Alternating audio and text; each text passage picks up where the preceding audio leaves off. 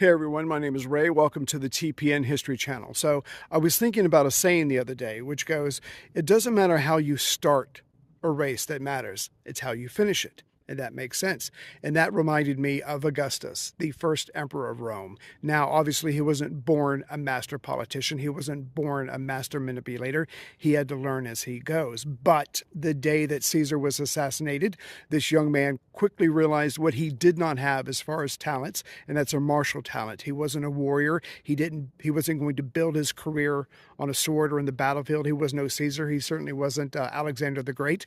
But anyways, he's 18 years old. Caesar is killed, and he decides to take Caesar's name because that's part of the deal. You got to take my name in order to get all this tons of cash. But who is stopping him from getting all this cash? Marcus Antonius, who wants all the cash for himself. He wants all of Caesar's clients. He basically wants to be the dictator of Rome, and it's within his grasp. All he has to do is stop the Senate, piece of cake, and stop this 18-year-old who's never fought a battle in his life. How hard can it be? But this young man's got potential. So he gets together with some of Caesar's former officers, and they say, you need cash, bad, you need lots of cash.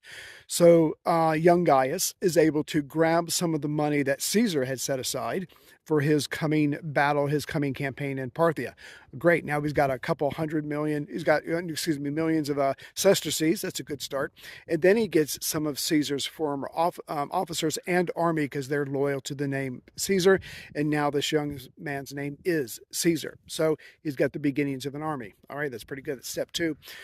He needs legitimacy. You can't just willy-nilly make an army and walk around the Roman Republic. They don't like that kind of stuff. So he marches on the Senate, scares them, and they make a deal with him. They say, we'll make you legitimate, but you got to help us with our problem number one. And that's Marcus Antonius, who has tons of experience on the battlefield. He's a general. He has fought beside Caesar. He's the real deal. So anyways, so the Senate makes young Caesar, Octavius, legitimate. He chases Marcus Antonius away because he had been laying siege to Brutus, who was one of Caesar's assassins. And then he's marching his army towards Marcus Antonius to finish him off. The Senate's happy.